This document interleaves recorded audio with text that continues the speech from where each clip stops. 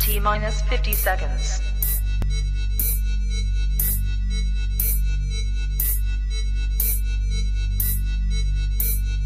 T-minus 40 seconds.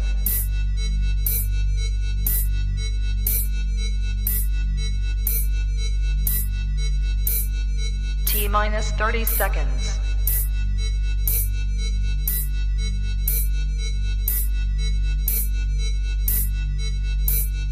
T-minus 20 seconds.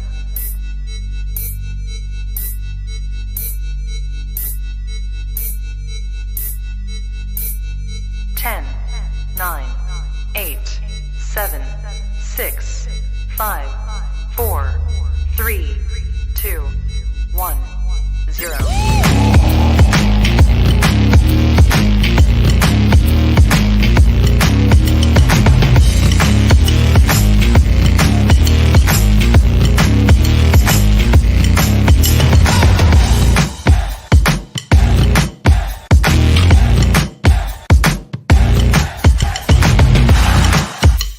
Women's Wrestling Talk, the #1 women's wrestling show on the planet. Hey y'all, welcome to the Women's Wrestling Talk, the #1 women's wrestling show on the planet, and welcome to our SmackDown and Rampage after show. Woo-hoo. Oh my gosh, I'm so glad you were able to join us tonight as we talk about everything that happened on what is, in my opinion, the A show, SmackDown, and then you have AEW show Rampage that comes on right after that. So we're going to talk about it and get into everything that happened. My name is Stephanie Hardy, at Queen Steph Hardy everywhere on social media, and I'm a host of Women's Wrestling Talk and a host and creator of the Hardy Wrestling Podcast. But thankfully, I'm not by myself.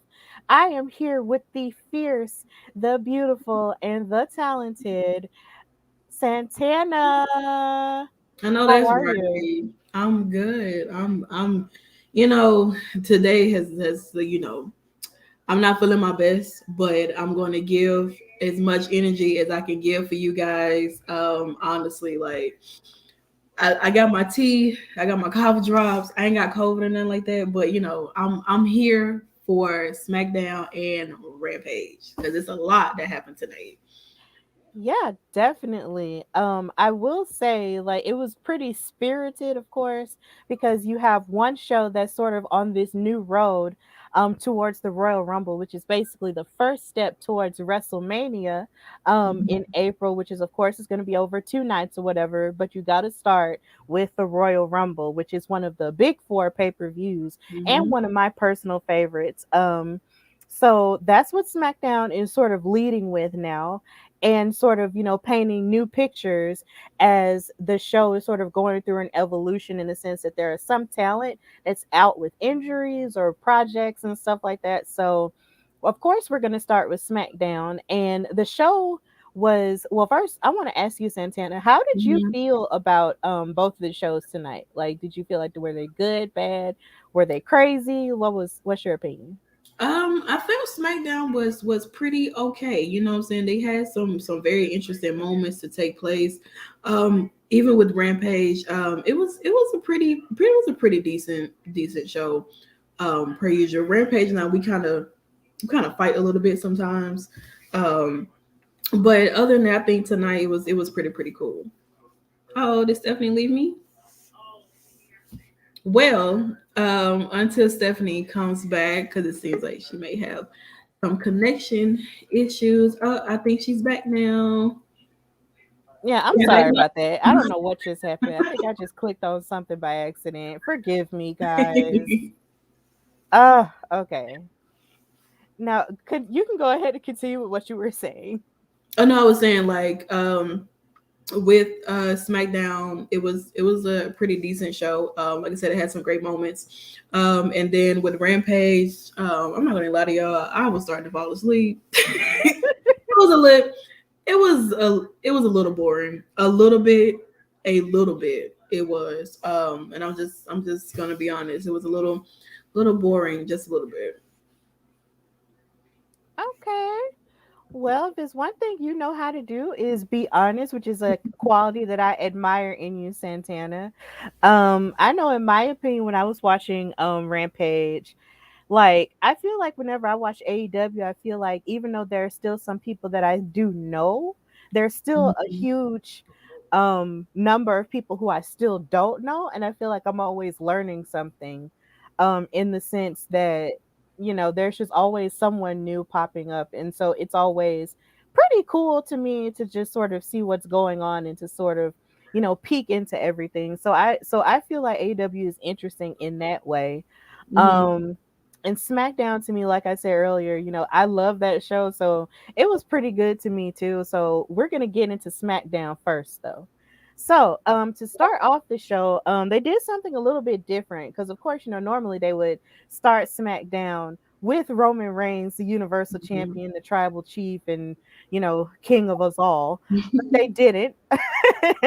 They actually started with the Usos, the SmackDown The tag ones. team. Oh yes, the ones, the SmackDown Tag Team Champions, who they kept telling us have been champions for over 100 days, because recently they did just defeat the New Day in King Woods and the Mhm. Hand of the King, Sir Kofi Kingston, last week, I believe. And so their reign as tag team champions is just continuing to flourish and stuff. Mhm. So they came out, and they were talking about, how they were the ones and everything and bragging or whatever. But they were talking about how the landscape of the tag team division is, beginning to change. So they introduced a lot of different tag teams, to participate in this match to find out who their new number one contender was going to be. And it involved the likes of the Viking Raiders, of course. And then you also had um Humberto Carrillo and Angel Garza, who are a tag team. As Mansoor and Cesaro being a tag, Gender and Shanky. yes, It was that was showing some new faces, some new talents and whatnot. And I think that's a great step to kind of give us a break from the New Day and the Usos going back and forth. yes, Not to say that there's anything wrong with it, because they always go over the top. They will always have one of the best tag feuds of this new decade of tag teams and whatnot. right, So I'm pretty excited to see the Viking experience in the winning and whatnot. yes. So I mean, hey, it'll be interesting to see how the Usos and the Viking what experience, mix it up in the ring together, cut some promos, because the Usos is gonna always come out and do exactly what they need to do. Yes, and something that I thought was really cool, because since the Usos have been, with the bloodline and associated with their cousin Roman Reigns, they've been Hmm. sort of coming out and being real serious a lot of the time, right? So Hmm. tonight you saw more of their personalities that they used to show, kind of like during the SmackDown Live era, and even a little Yeah. bit before that. They came out Hmm. and introduced each tag team with like different sort of ring announcer voices. And it was Yeah. really funny. And I enjoyed that so much. I love seeing their silly side because deep down inside, they really are really silly, even though they can get it done Yeah. in the ring and can get serious. And it was really cool to see your winners, because it was a pretty good action packed match there. Like I was really Hmm. rooting for Los Lotharios and Angel and Umberto, because I feel like they are a great tag team and they're real life cousins. So I kind of wanted them to come out with the win because I feel like they haven't really done anything truly of note since they've Hmm. been drafted to SmackDown. But your winners wound up being the Viking Raiders. And I'm not mad Hmm. about that because they're really a good tag team in the sense that they look really big, but they're very agile in the ring. Yeah, they're So they're very athletic. yes. The cartwheel gets me every time. It Yes, gets me definitely. every time. Yes, and then the Usos, was talking and jaw jacking at them at the end, Hmm. basically saying, congratulations, but we're gonna get you together because we the ones and Right. all of that. So that was a pretty strong start to SmackDown and very different from how they like to start.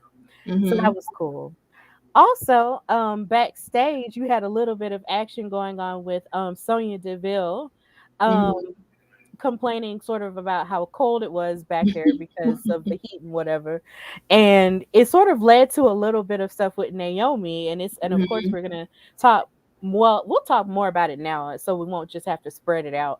But basically, her and Naomi, of course, have been going back and forth, and they showed clips of Sonya interfering in the match Mhm. between Naomi and Charlotte last week. And Hey, we got Naomi, names now. yay!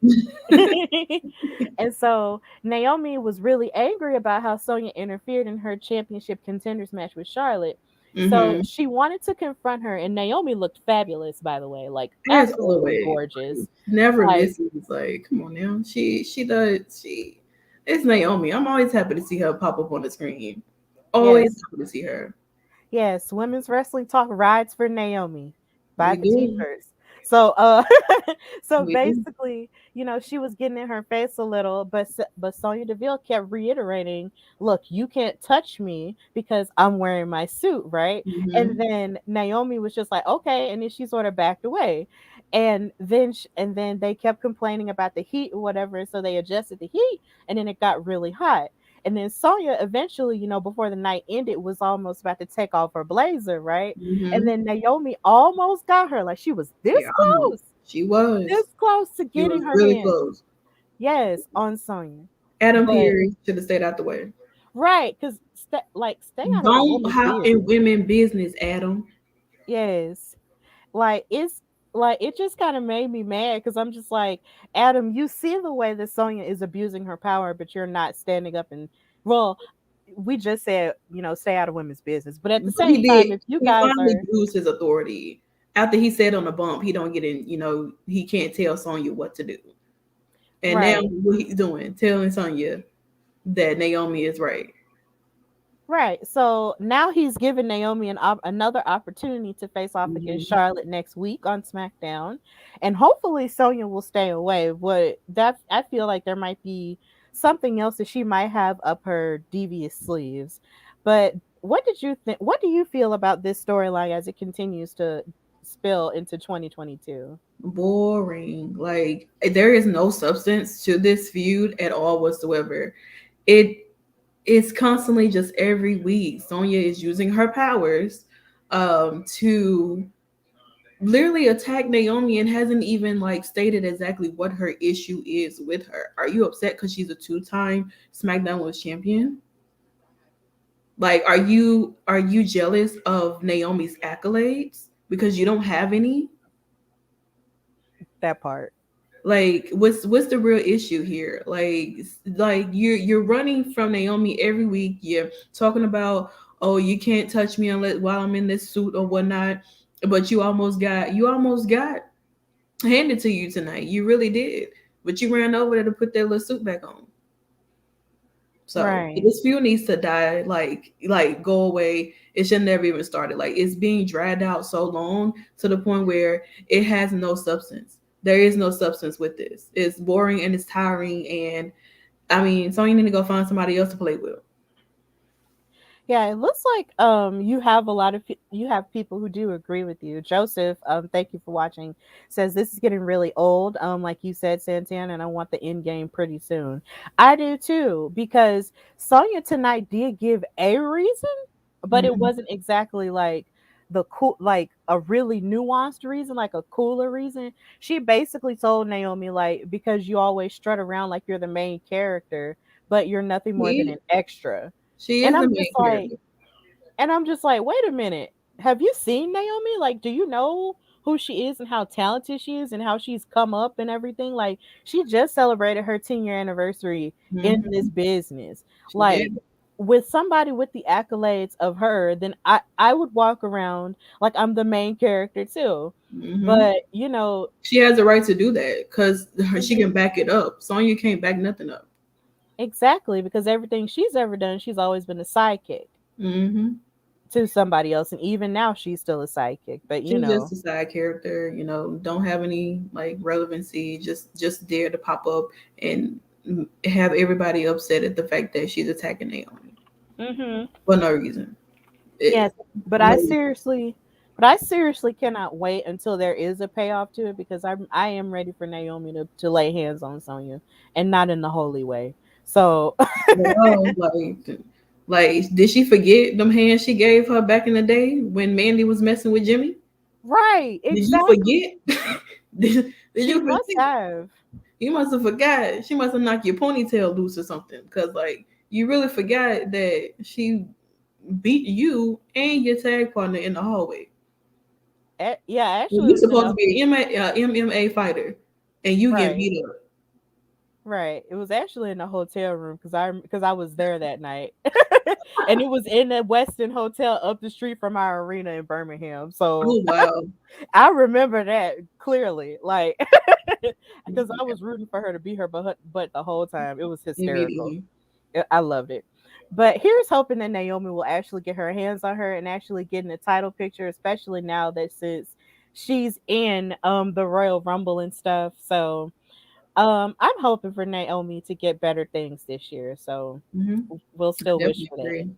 And also, in terms of the women, you had Natalya versus Aliyah that happened. And you sort of had like Natalya just sort of talking about how she's sort of broken a lot of these records in the Guinness Book of World Records, which is great and everything, because she has broken like 3 records in terms of wrestling in the Mm-hmm. Guinness Book. And she was bragging about it. But then Aaliyah was back there in Gorilla talking to Megan Morant and stuff like that. And she was Mm-hmm. talking about, how excited she was to actually get in the match or whatever. And then with talking to Natalya about her record, she said that Aaliyah literally said that she didn't even know that the Guinness Book of World Records was still a thing. And that offended Natalya real hard. And That's Aaliyah ran away from that her is. to the ring. And so once the match got started, like Natalya just started beating up on her before the bell even rang. Mm-hmm. And it was almost like she was stomping on her, in the turnbuckle and everything, to the point to where Aaliyah had to crawl to the ropes or whatever. And then it was almost like she almost couldn't continue. But as she was, talking to the referee, not being sure if she could continue, but then she finally did continue, hit her with a roll up and beat Natalya in under 3 seconds. So That's that was crazy. that is crazy. And they basically announced that Aliyah had broken a record for having the quickest victory apparently in WWE history, or I guess in SmackDown history, with 3.17 seconds. And Natalya was not having it. She was angry about it. Like the referee had to hold her back after it was over. Like that's what was going on. And it was just crazy. But what did you think about that, Santana? I mean, this isn't the first time Aliyah has pinned Natalya. In that first Mhm. tag match she had on SmackDown, she pinned Natalya. Now, in her singles debut, she's pinning, Natalya in 3.17 seconds, like the fastest victory in WWE history. And it's just like, wow. I don't know what substance that's supposed to have either. Because I can care less about Aliyah. I mean, she just don't do it for me. Like, I mean, I guess this is a way to kind of build up your stars by having them be in the ring with Natty, someone who is very, very credible and deserve all of her flowers for what she has done and how long she's been with the company and whatnot. So I mean, hey, give Natty something to do. Like if she's gonna be in this feud with Aliyah, I mean, I hope they don't try to just make her seem like she's like a great wrestler because she's not. And that's just how I feel about that part. I mean, she's been in NXT for like 7-8 years, so that says a Yeah. lot. It says a Yeah. lot. Yeah. I remember the first time I saw Aaliyah, I saw her at an NXT live show here. And I feel like for her, to have been in NXT for so long and then now to be up here, I mean, it's good for her. But at the same time, it's like I'm wondering, what else athletically does she really have to offer outside of just being there? Like, I want I don't know. I just feel like I want more for her because there was a point in NXT before the rebrand where she did kind of improve, which Mhm. she was with the Robert Stone brand. But at the same time, I just feel like there should be more to her, a little bit more to her than what we've seen so far. But okay, we have King Sammy who says she's here to make it bougie, which is kind of a play on what her character in NXT used to be. But really outside of that, like I just want more for her. And in terms of Natalya, of course, Natalya does deserve all of her flowers for everything that she's done for women's wrestling as a whole. But even when it comes to her, I feel like she's had a little bit of struggle um resonating fully. Yes, Nick. Hey, Nikki. Yeah, Nikki did put her over. And she is the boat, but I feel like sometimes even Natty has a tendency to struggle a little bit with Mhm. how her character sometimes is. It's like sometimes she's heel, sometimes she's face, but I feel like even sometimes she just has a problem connecting with the fans at some point. But her talent is second to none, so we can't dispute that at all. I'm gonna be trying to So think of names and stuff because yeah, I no, didn't I'm trying to find the names first. like I see it. It's up. I see it. It's up on my end. But yeah, so that was pretty cool. Like in terms of the women, like it was pretty lightweight, but then you also had the Naomi and Sonya thing. So it was still pretty okay, but there's still a little bit more substance that could have been there. So I see what Mhm. you're addressing with that. Yeah. Then we had also staying with the whole women thing, we had an appearance by Lita, Hall of Woo! Famer, multiple time Mhm. champion. Lita making an Hall of appearance Famer. on SmackDown for the first time in over 20 years. Like, I That's can't, crazy. like, it was just so exciting to see the reception that she got, from the audience members. Just seeing everybody just clap for her and give her all of her love and all of her flowers and stuff. Like, that was really enjoyable. And she came out there to basically say that she wanted to participate in the Women's Royal Rumble because she has been announced as a participant in the Women's Royal Rumble this year, and Mhm. she was saying that she sort of wants to have this one more run, in her, and that's the reason why she came back. But she gets interrupted by who else? Charlotte Flair. Mhm. The Who the Queen. SmackDown Women's Champion, The who just has to Queen. reiterate the fact that she beat, her best friend Trish Stratus, who she made history with years ago on Raw and stuff, and saying Mhm. that she will break her down in the Royal Rumble because Charlotte has entered the Royal Rumble as a participant as well as the champion.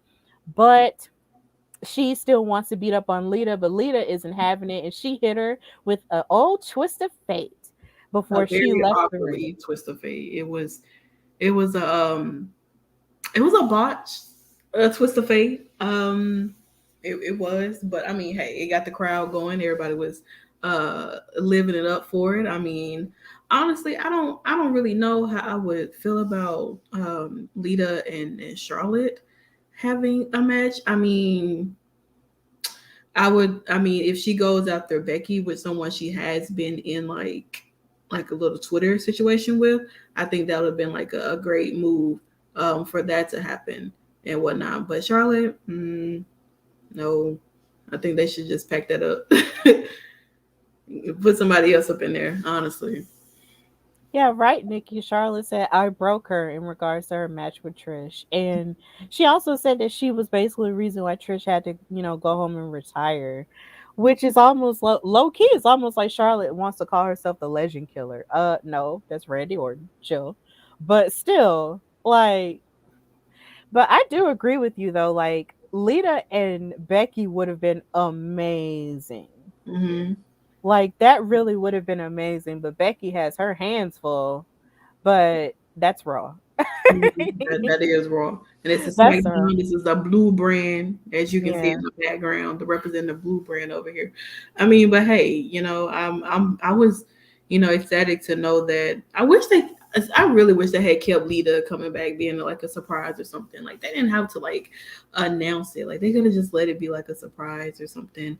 I feel like that would have been like a better thing. I mean, although the crowd was happy to see her and whatnot, I'm just always here for like people just coming back unannounced. It makes everything feel so much better. It really does. It does, but who's to say? Maybe in the Royal Rumble they'll have more surprises that we just don't know about. It Yeah. is just 2 weeks away, so we just have to wait and see. Even though they did announce a lot of people, there might be more, there Mhm. might be more surprises that we just don't know about just yet. So I wouldn't, be, too down on them in terms of all of the surprises, because just when you think you've seen it all, WWE will pop back out with something. So Mhm. I have faith. It'll be okay. Yeah, it would So be. yeah, it'll be cool. It was a So, question of fate, not a twist. oh, Jay, Please, Lord, I cannot laugh. I, I, I'm, I am just a host. Okay.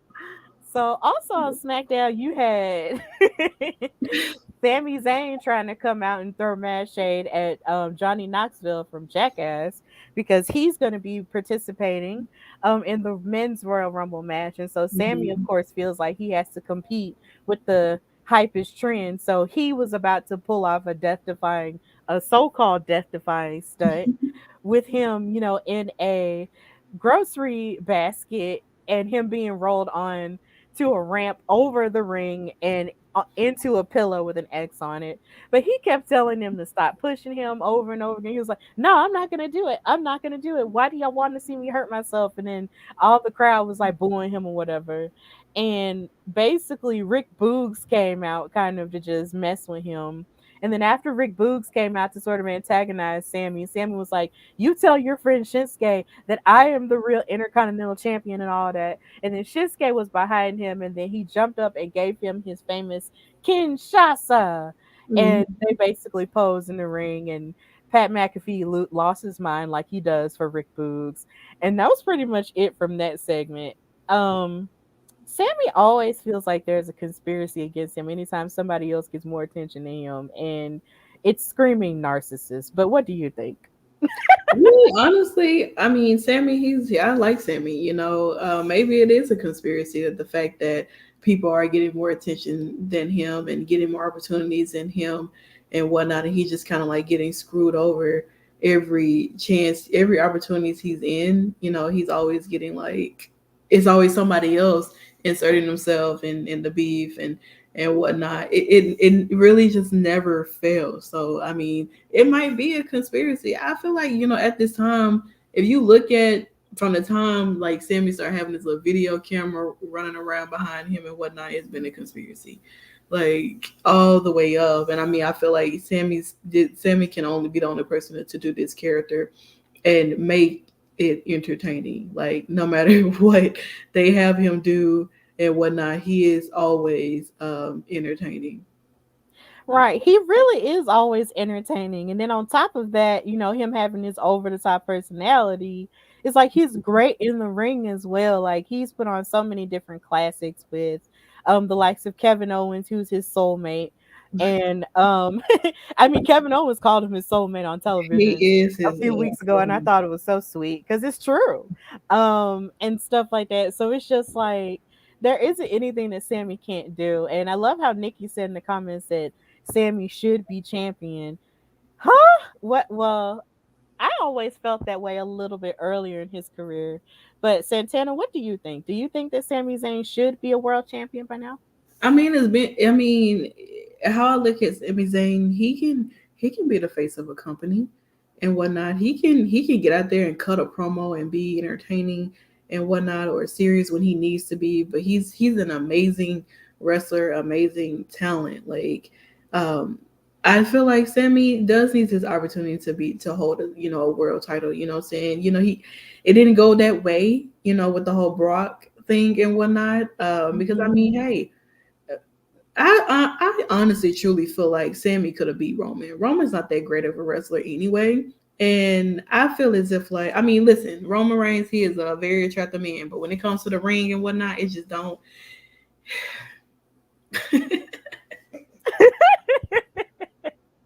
It's okay. And I mean, I know the guys are gonna be very upset, but I don't care because y'all didn't know how I get down. But it's just a simple fact of, like, I feel like Sammy could have beat Roman. Anybody can beat Roman. Come on now. A trash can beat Roman. Like, you can get beat up by a broomstick or something. Hornswoggle could beat Roman. Like, oh Jesus. The hot takes. Santana's hot takes on the tribal chief. We need to make clips of it and tag him in it. Maybe he'll interact. That would be hysterical. Roman, I ain't the one. The two or the three. Okay. Wait, I know you got your little 500-day reign and whatnot, but that don't mean nothing to me. Just saying. Congratulations, though. This cute look. Santana wants the smoke, and I love it. I live for it. I live for it. Always. Oh, yes. Yes. So another match that took place on SmackDown was Sheamus versus Ricochet. Ricochet got the theme song. Yeah, Ricochet has a whole new theme song. Nobody liked it. Oh, really? Like, did you see any reactions? You saw reactions to it? Yeah, a lot of people, like, they say he was dancing or something, but they was like, a lot of people on social media were not really a fan of his new music and whatnot. I feel like his old music fits him better. I don't know why WWE always feel like they got to just change something. Like, stop changing people themes. Like, unless they going into like a different kind of character, Ricochet comes out the same every week. Right. Unless he's going to like a different character, then I can understand the music change, but at least have something to follow up to make me feel like, okay, Ricochet needs to be in more storylines in order for me to understand why he getting new music. Right. I feel like with Ricochet, it's like all of the talent is there, but there isn't so much of a personality that makes him sort of stand out, but it's his athleticism that sort of carries him a little bit. And even with the theme song changing and him dancing a bit, I mean, that's cool too, but a lot of people dance. So it's just, I don't know, but I know that they showed clips of him breaking Ridge Holland's face, and so Sheamus cut a promo backstage to basically, say that he was going to avenge Ridge Holland because of course they're aligned together. So this match, and he did, wind up defeating Ricochet, but that irritated me because I feel like I still root for Ricochet, even though I know that his TV personality isn't so much, concrete, but it's just that he's so good athletically that I just want to see him shine and succeed. So to watch him, give his best and give his all to Sheamus, and even with him giving his all a couple of weeks ago in another match, it was and he almost won it too. It was a gauntlet, I believe. It's just like he almost won it too. So I'm just like, man, like, what is it going to take for Ricochet to finally cross over, that barrier that he seems to be running into all the time? I think Ricochet should go back down to NXT, you know what I'm saying, and redefine his character and whatnot, and be brought back up to the main roster. Because I mean, Ricochet in NXT was a fan favorite. He was everything. His style fit, the NXT down. Saying Lord, it fit NXT a lot down there. And then when he was coming up to the main roster with Aleister Black, and whatnot, them being a tag and everything, I feel like he's had some moments, but it hasn't been like long enough. And he's a great wrestler. He just kind of he does some amazing things. He's a great seller. Like, Ricochet can sell. Like, those Claibornes, the RKOs, super kicks, being tossed out of the ring, he can sell extremely, extremely well. I just don't know. I just don't think it's really connected. I mean, the crowd likes him, but I don't think creative really has put him in that position to where he can be taking, a championship role or being a serious feud without having to hold a title or something. Like, kind of just keep him on TV instead of having to get beat up almost every week, or have him almost think that everybody thinking that he's about to win, and then he loses. It does suck for him. I think that maybe Ricochet may deserve a little better for how he's being treated as a wrestler. Yeah, Amazing Tribe says Brother Ricochet should have won. Brother Ricochet. Ricochet needs a giant in his corner named Amazing. But I'm wondering if he would even fit in this NXT because it's been rebranded and stuff like that. So I wonder if he would even fit down there at this point. um, it depends. Excuse me. It depends on how he is utilized down there in this with this new generation of. I mean, if AJ Styles can go down there for a little bit and do some Right. Grayson Waller, Mm-hmm. I think Ricochet can go down there and do some things as well with some other amazing high flyer talent too. Oh Lord, I'm about to die over here, y'all. Oh, hang on, Santana. I am. It's okay. Yeah, well, here's hoping that Ricochet, finally does, find himself off the struggle bus for a little while. Um, I agree. yeah. And so one more thing, well, actually two more things that happened on SmackDown. A lot happened in this episode. Mhm. Madcap Moss was in a match with Sir Kofi Kingston, who declared himself for the Royal Rumble via royal proclamation from King Woods, who is out with an injury. So we do wish him the best in healing for our king.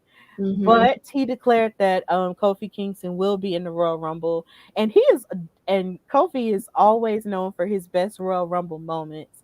So Yeah, I look forward to it because he wasn't in it last year, so I am glad that he's going to be in it this year. So that's cool. And I so agree. yes. And so then after that, Madcap Moss and Happy Corbin came out and did their little corny little jokes or whatever. And Madcap Moss and Kofi Kingston had their match, and it went pretty quickly, for the It most was part. it And was Madcap Moss wound up winning, which surprised me, but I mean, I feel like they're trying to build him, what I'm saying, to be like this night. I mean, he was wrestling down in NXT, and whatnot. So I think, they kind of letting Corbin kind of take the backseat a little bit and let Madcap do his thing in the ring. And when I was kind of shocked that he beat Kofi, but I mean, right. you just never know what you're gonna get with WWE. You never Yeah, know. yeah, that was pretty surprising that he beat, a former WWE champion and a Grand Slam champion at this point. But Kofi is kind of going it alone at this point because Big E is on Raw and King Woods is injured. So, that's Mhm. happening.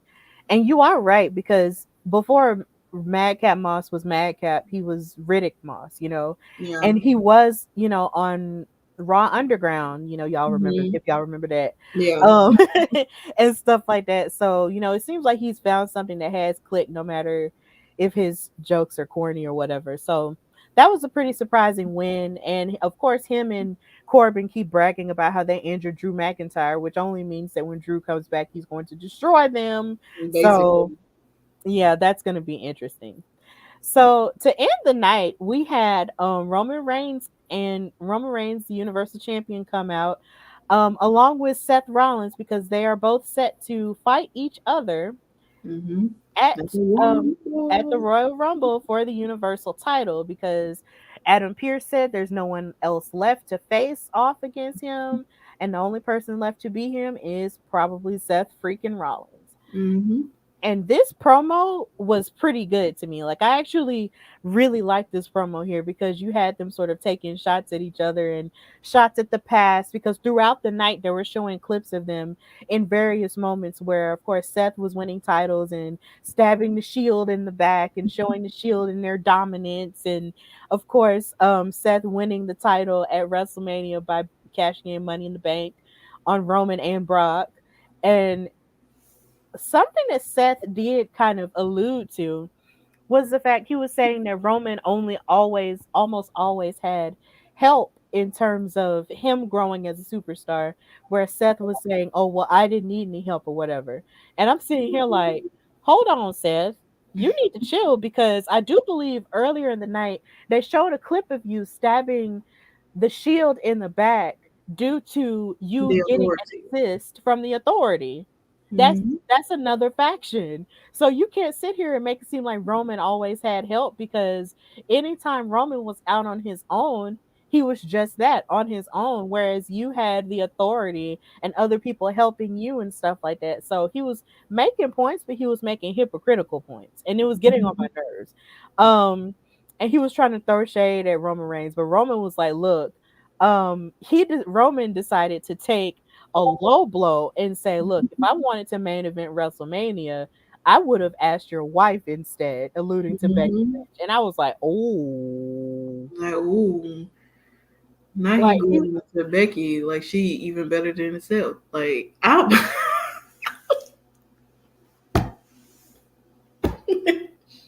Like, what point were you trying to prove here? It was a cute punchline, but I mean, I guess. right, but to me, I just, even though it's in Roman's character to sort of be a low ball person because he feels like he Mhm. can because he's a tribal chief.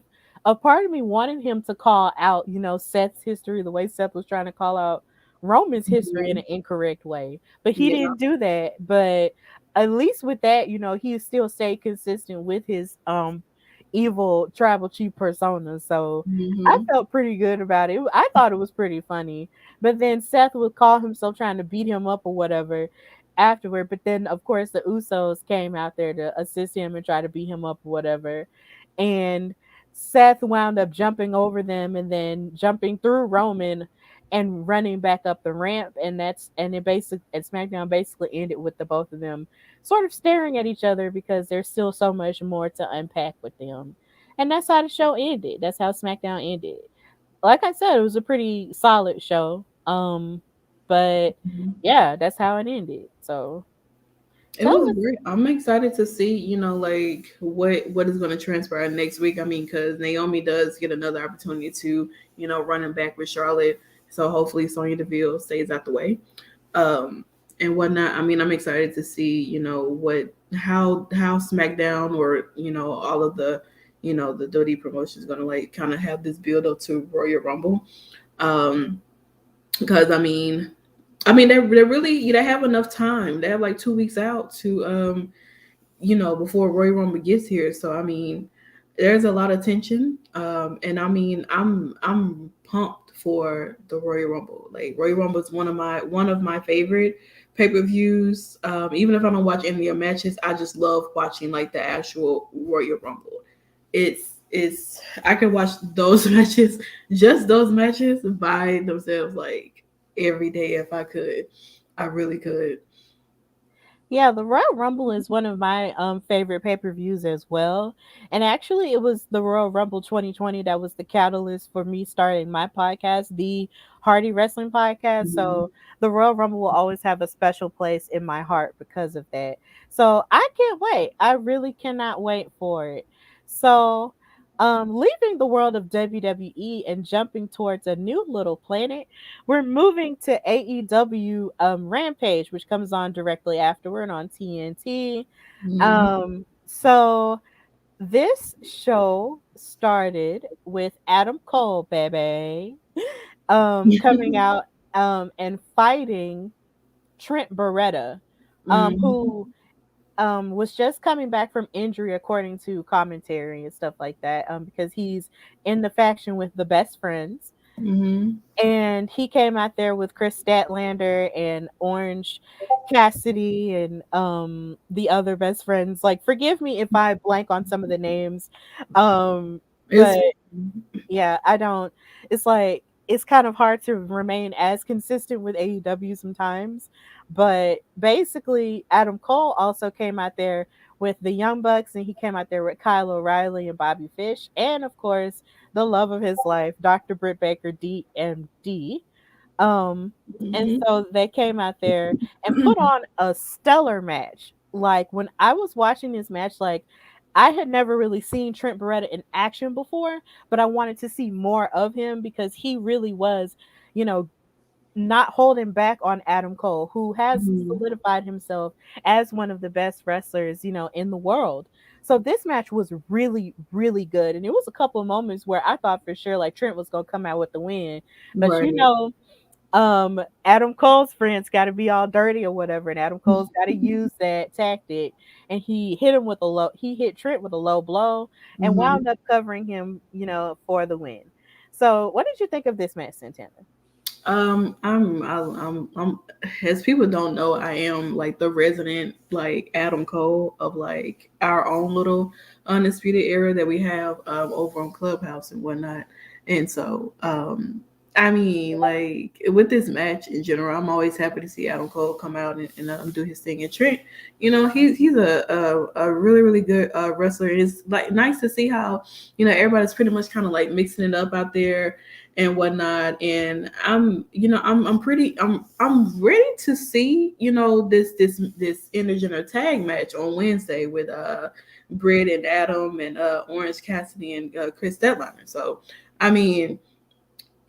Although the match is, of course, is going to be chaotic because you got different sides of the group coming in and whatnot. But I'm always really really excited to see everything.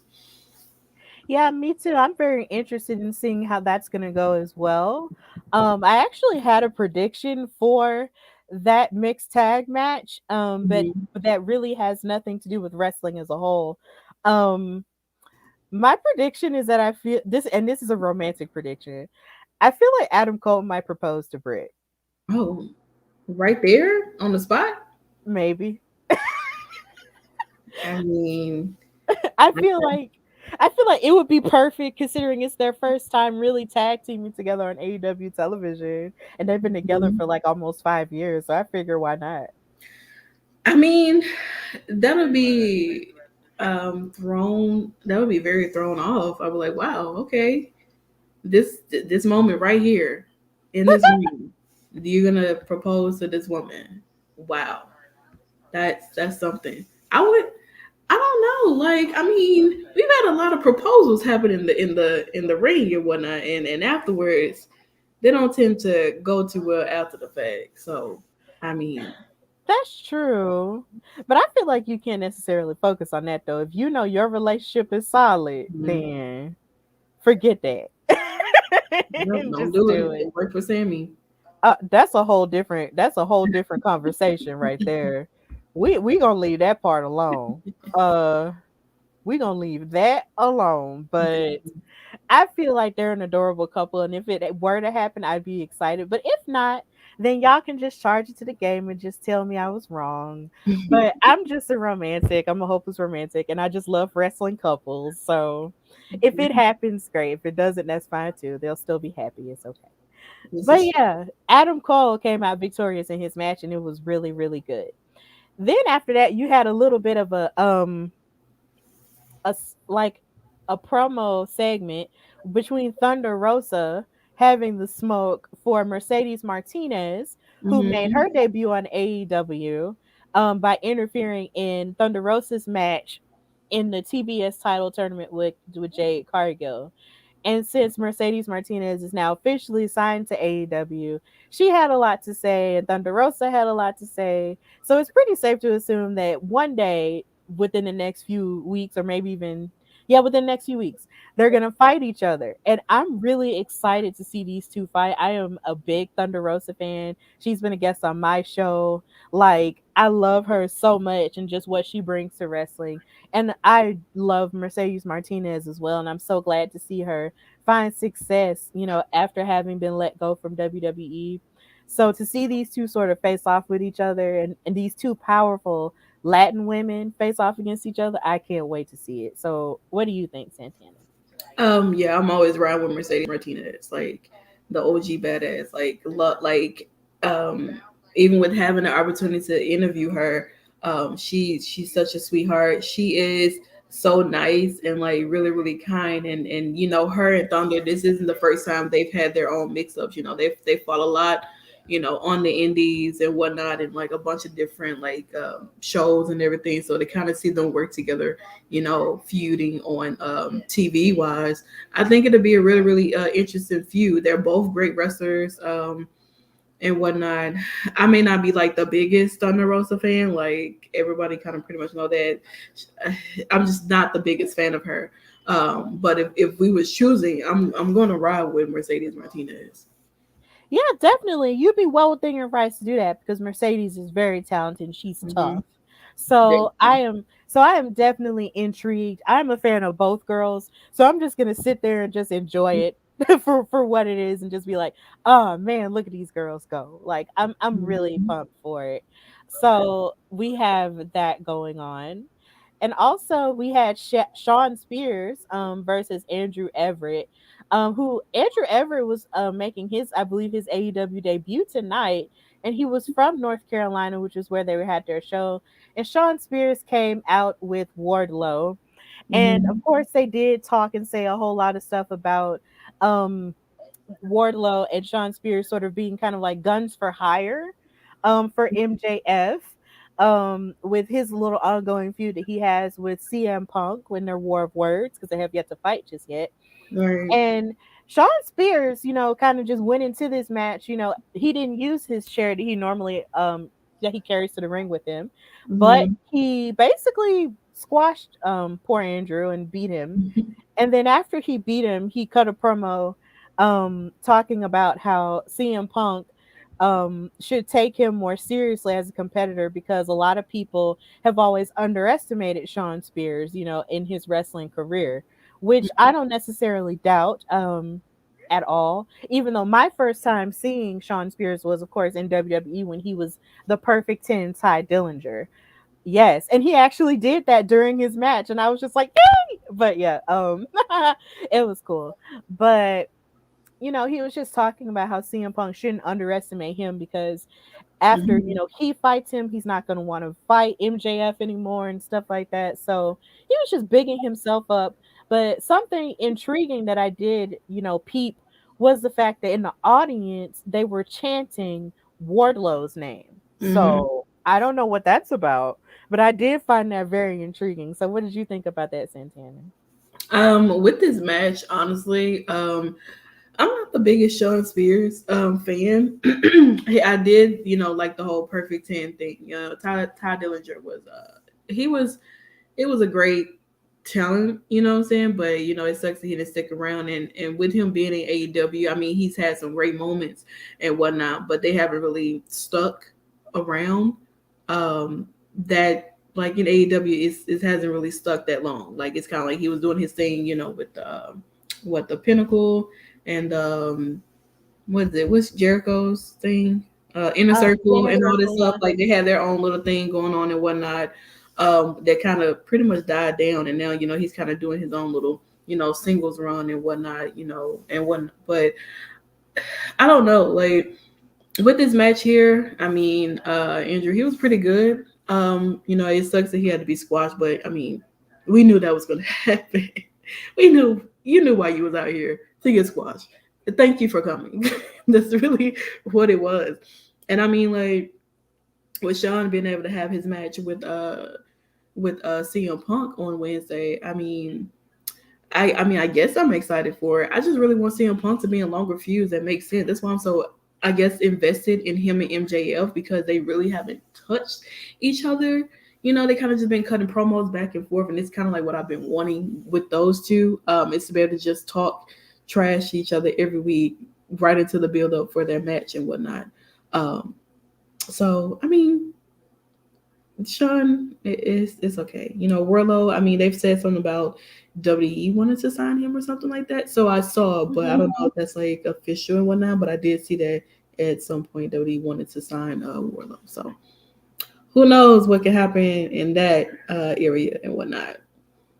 Yeah, but then I also saw like little rumors saying that maybe they would want to sign MJF too. So it's just kind of like I don't know if MJF's mouth is PG friendly. Yeah, that's what I think. And I don't think he would go over there because then he has to tone down how he really is over on AEW. Yeah. So no, nah. Let him stay in AEW where he just talk all the mess he wants. Sometimes it does go a little overboard, but I mean, hey, can be sensitive. Can be a sensitive wrestler, like wrestling fan, like some of these fans are today. Like these new age wrestling fans are sensitive, extremely. You know, everything hurt their feelings. Yeah, but people like what they like, or we're not here to necessarily like yuck anyone's yum or whatever. But it's a different time we do live in, but I do feel like MJF would thrive. He does seem to be thriving in AEW, and it seems to fit more of his, style. So, but like I said, who knows what anybody, could, want to do with their future. So Mm-hmm. there's that part. Also tonight we had more women's action in the form of a trios match. You had Mm-hmm. Chris Statlander and Red Velvet and legit Layla Hirsch teaming up to fight against Nyla Rose, Penelope Ford, and the Bunny. This trios match was, and then of course, with Nyla Rose, you have Vicky Guerrero, who was Mm-hmm. out there at ringside to root her on and stuff. And this match was pretty solid, in the sense that you got to see Layla Hirsch and Red Velvet sort of have a little bit of a team effort, but there was a little bit of tension and dissension with Mm-hmm. Chris Statlander and legit Layla Hirsch, and they were losing a lot of their ground, which caused them to lose the match against Penelope Ford, the Bunny, and Nyla Rose. Mm-hmm. But this match was pretty good. I saw Chris Statlander do a submission that was, it was almost like she was bending Penelope Ford backwards. Like it was Mm-hmm. almost like she had her upside Yeah. down and then had her, and she was almost like she was sitting on her neck. Like I was just like, Yeah, oh my like, God, girl, what are you doing to her? child, she's trying to be a chiropractor. Oh, I was just like, girl, Chris, girl. Oh, like Relax, it was hurting please. me. But I did like this match. So I just hated that Layla and Chris couldn't, come together and, I don't team up think and they beat ever up. will. I Yeah. honestly don't think they will. Do you know what it was that caused their dissension? Because I'm coming in the Um, middle. I think it was when they had their match. I think it was because I know they had a singles match together. I think it was on AEW Dark and whatnot. And then they kind of just started pairing, putting them together in a tag match with Red Velvet and everything. And they just can't seem to get along. I think this is more so going into like Layla's heel turn basically because she's basically like she's really the one who's kind of causing them the match. Like she working with Red Velvet. Then 1 minute she had like a little issue with Red Velvet. Just I think it's just Layla, and she just maybe going into this possible like you know what I'm tired of being in a tag. I want to do things on my own. You know, something like that. Or that that point. Okay. Well, okay, Wilson. I liked the Layla Hirsch story at first. I didn't think Layla needed a heel turn. Now I'm happy where Layla's character is going. A surprise good heel turn story that I didn't know I wanted. And I was like, yeah. I mean, it's a nice moment for her. I'm not I can care less for Layla Hirsch. Um, y'all probably like, dang, Santana, who do you like? Oh, What a moment. But I mean, it'd be interesting to see exactly how this pretty much goes, and maybe that leads into like a big feud between Chris and Layla in the near future. yeah, maybe so. And I know the first time I saw Layla Hirsch, it was at NWA Empower where she was facing off against Camille for the NWA World Women's title. Mhm. And she really did impress me in that match. But I am intrigued to see, more of this story and see how it unfolds. But as far as Penelope Ford and the Bunny, I'm a little bit tired of seeing them on AEW television because it just seems like it's always them two, and it's Yeah, all like, and it's just like, and when it's not them two, it's it's always Tay them and two Tay. versus Tay and Jay, and it's just kind of Mhm. like, I know y'all got more women that y'all could team up back there. Yeah, Like, definitely. come on, They like have a where lot they more. at? Who knows where they at? Probably somewhere hiding or something. Right. Like I just want more talent that I know they have, but they're just not showing for whatever reason. But I'm not angry about this match though. This match was pretty okay for the most part. Now, another segment that I found very entertaining about AEW was the Acclaimed doing a diss track towards Sting and Darby Allen, and they had a whole music video to it and everything, and it Mm-hmm. was so hysterical. I was just like, I know y'all ain't throwing mad shade. I was like, And- I know it's not on the CD that they talking about drop the mixtape they talking about dropping with the AEW wrestlers for Black History Month. So I was like, is this on here? Let me like know. it wasn't like the diss track. I feel like it did what it was supposed to do. Mm-hmm. But I actually, didn't mind it too much at all.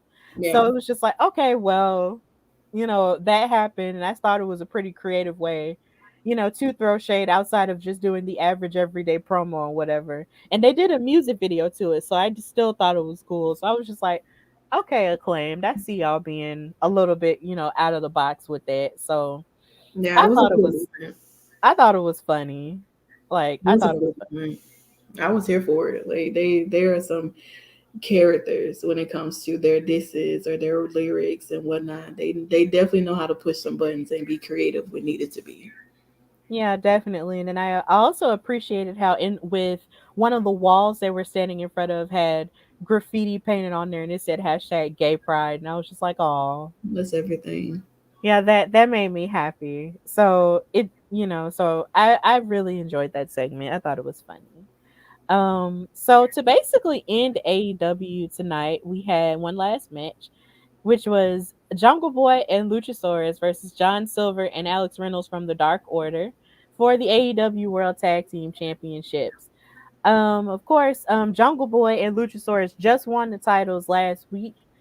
Um, so this was pretty good to me, even though I was doing something else, like in the midst of I was cleaning up while this Hmm. match was on. So were you able to see all of it? Yeah, I was able to see it. It was a pretty, you got Jungle Boy and Luchasaurus. Like you just never know exactly what you're gonna get out of these two. For Luchasaurus to be like the statue that he is, he does some amazing things in the ring and whatnot, and to have that moment to have that moment, with the Dark Order and defending their titles and whatnot. I mean, and they won, so I mean, they still retain their titles. So I think that's a really really good way to pretty much close out, this show. Like we got 4 matches, the segments, like it was a lot happening within just that hour. You know what I'm saying? Like AEW starting to kind of, utilize, do a little bit more than just like match after match after match. So I think it's dope. Yeah, and then of course Jungle Boy and Luchasaurus did retain their titles. Hmm. So they are still the AEW Tag Team Champions. But the thing about their tag division is the fact that it's pretty stacked. So there's no telling what could happen, with who they'll have to face. But I am happy to see Jungle Boy, have his moment for someone, who is still relatively young in the business. So Hmm. that's really cool for him. And plus I was a huge fan of his dad, rest in peace, Luke Perry. Hmm. So it's really cool to see him, succeed in the midst of that. And then to win that title in front of his sister and his other family members, like that was really nice. So I thought that was really cool. And also, I believe one more thing that happened tonight. I believe it was one more thing that happened. I forgot what it was though. Dang. I had it in my head and lost it. What was it? It was short. Oh, it was Jay Lethal and Ricky Yes. Starks going at it at the commentary and whatnot. Yes. That's So, exactly what it was. It was Jay Lethal, running his mouth, per usual. at Ricky Starks. And Ricky Starks was running his mouth first though, because he was on He did. commentary with He Taz did. and Chris Jericho and them. Hmm. And Jay Lethal, wanted to challenge for the FTW world title. So I thought that was interesting. And then and then Jay Lethal was throwing mad shade at Team Taz by saying, He was. I know you have to ask your daddy. I mean Taz first. And everybody was like, oh. And then That's funny.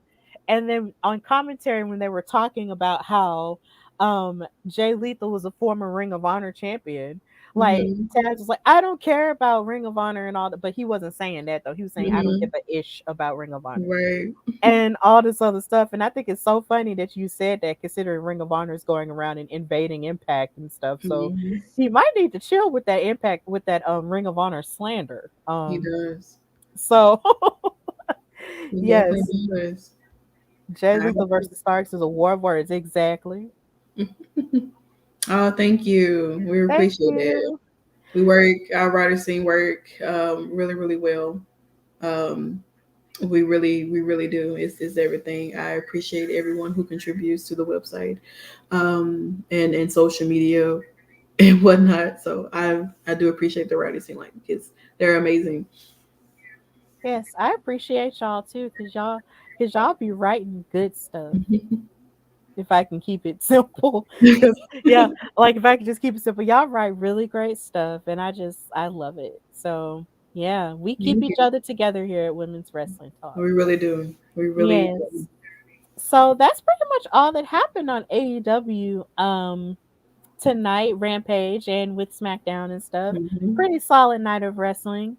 So before we let you go, I just want to thank you, Santana, for being my partner tonight. I look forward to reviewing more more SmackDowns and Rampages with you. We doing an invasion of Raw?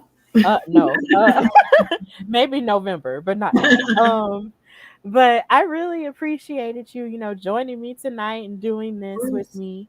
So, especially even when you're not, necessarily feeling at your best, and I hope you feel better and stuff. Thank you. I'm as soon as we get out of here, I'm laying it down. Yes. So before you go though, tell everybody where they can find you and follow you and stuff. I normally just tell everyone to just look up Driune Santana and on Instagram or Twitter, and that's where you find me, because I have Instagram won't allow me to have my name. I don't know why. So I mean, it's a constant battle. But you can follow me on Instagram at Santana Muse, or you just type in Driune Santana and you'll find me. Same thing on Twitter is at Driune. All right. And know that you can find me, your girl Stephanie Hardy, on Instagram and Twitter at Queen Steph Hardy. And you can follow my show, The Hardy Wrestling Podcast, wherever you get your podcasts. And follow me on Instagram at Hardy Wrestling Podcast and on Twitter at Hardy Wrestle Pod. I'm also a commentator for the Belladonna division. Follow them on Twitter and on Facebook as well. And just continue to follow Women's Wrestling Talk everywhere at WW Talk Pod. And you can look at our videos and stuff like that, and our website at www.talkpod.com, and see everything that we've got going on there, because it's a lot of good stuff and it's going to be a really, really good year. So I'm really excited about it. So until next time, this is, I'm sorry, Wilson. But maybe you'll join us, once we get it cracking earlier. Okay. Right. So until next time, this has been Women's Wrestling Talk, the #1 women's wrestling show on the planet. Until next time, bye y'all. Women's Wrestling Talk, the #1 women's wrestling show on the planet.